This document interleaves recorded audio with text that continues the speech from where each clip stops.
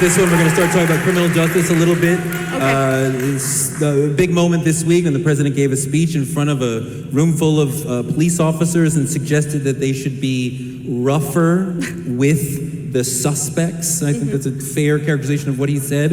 And the officers applauded that. Right. So apparently they agree with him. Should police officers be rougher with suspects?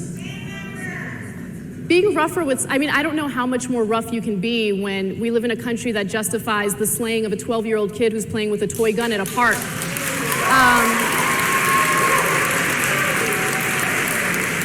I don't know how much rougher cops can be when you have a yoga and meditation teacher getting shot within a second of arriving to a police car. By the way, a police car that she called to report a sexual assault in her alleyway. But to be fair, the cops were startled. So since they were startled, it was okay to shoot and kill that woman, who again called the police because she trusted them and thought that they would look out for, whoever was being assaulted in that alleyway. So I don't know how much rougher cops can be. Look, I think that it is true that cops have an incredibly difficult job, and we're living in a country that's swimming in guns, and so the paranoia is understandable. But at the same time, there needs to be a real conversation without fear-mongering about what we can do to make sure that cops do their jobs effectively so 12-year-olds aren't shot, or an individual who's literally running away from the cops doesn't get shot, or if someone lets a cop know, hey, I have a licensed gun in the glove compartment, that individual doesn't get shot right away. Right? All fair points made by Anna. Look, we know what type of a job they have under unbelievable stress, have to make split-second decisions, life or death decisions, just like that. Mistakes are always going to be made. We're not talking about that. If there is criminality involved, if somebody, targeting, if they're, going after somebody and shooting them just for the sake of whatever reason is, that their ethnicity, color, whatever. Of course, any criminality done by the police is absolutely not to be justified. And when those cases occur, absolutely judge them, take, into a court, present your evidence. And if they have done something that goes absolutely, that they've done something completely wrong, and that they were, that they perpetrated a crime, hey, they've got to do the time, just like any other criminal element, would be dealt with in this situation. But the thing is to hyper focus on those instances when mistakes were made. A 12-year-old out there in the park playing with a toy gun. How do you know it's a toy gun that far away? Are there other procedures that you could use? Could you use, tasers? Could you use something else? Less lethal shots? Those are all things to consider. But, that's what the left and progressive like An's going to bring up, those cases.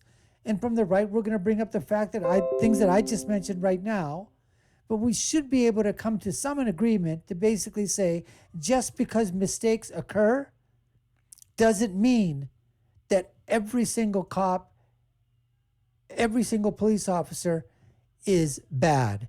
And that's what a lot of people on the left, liberals and progressives, would make you think.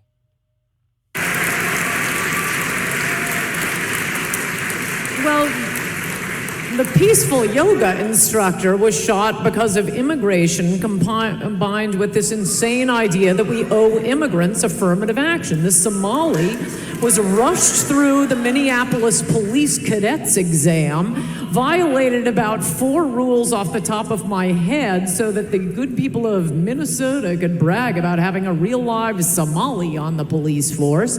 That was what killed Justine Damond. Great counterpoint. Point 1 in this round goes there. So Anna brought it up thinking that, hey, I'm going to score a point, and comes back, counterpoint to that point, and says affirmative action is what happened. You rush these people through. You want to have a Somali on the police force. Was an idiot, a moron. Look what he did. he killed an innocent person.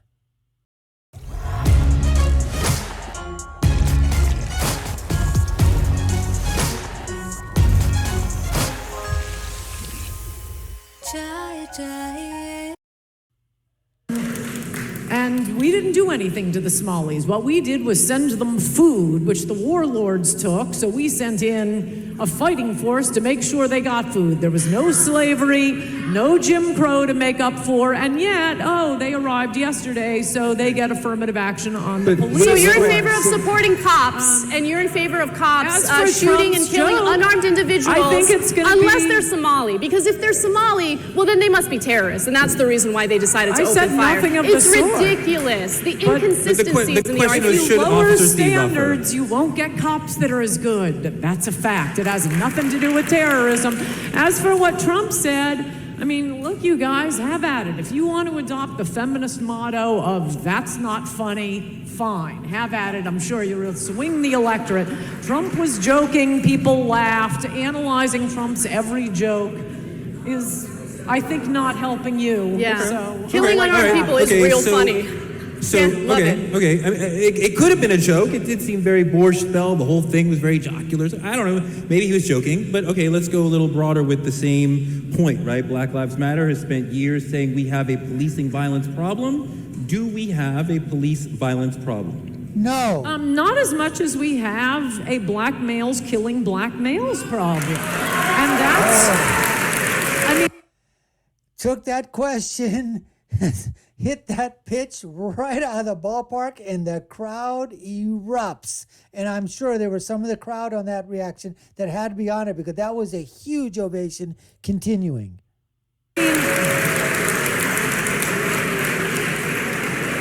I think I care more about black lives. It is cops that are trying to save black lives, are putting their lives on the line to save black lives.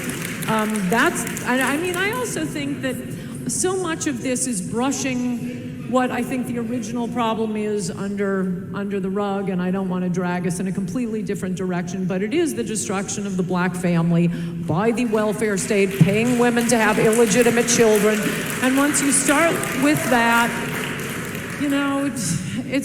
all is lost at a young age, and I think that's what we really need. I wish instead of spending so much time trying to assimilate and English as a second language, if instead in the 60s we had just spent it all on African Americans, I think we'd be a lot better off. Yeah.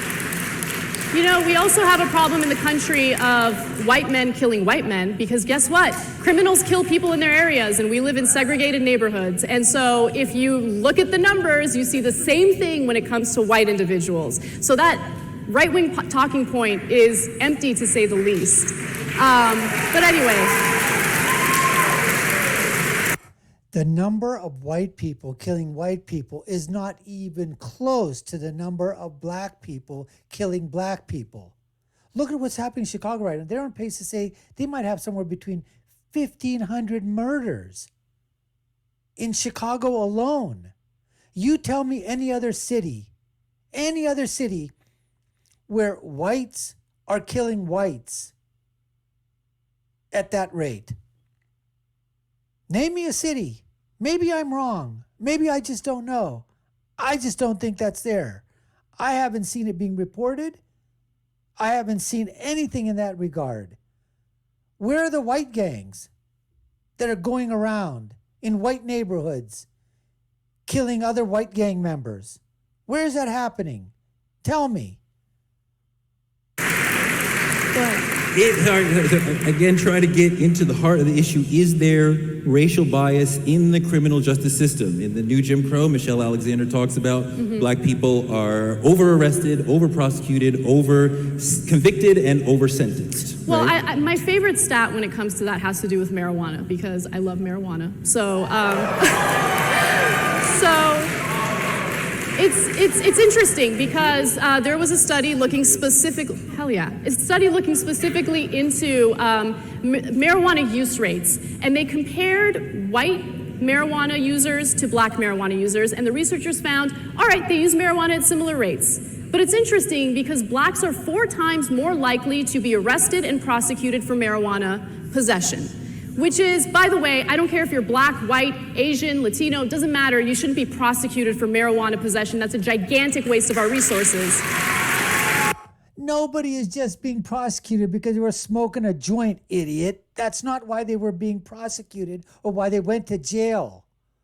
They had other counts on their docket, and they pled down to something of a misdemeanor for other things. That's the reason why. God, you got to know the facts here, honey.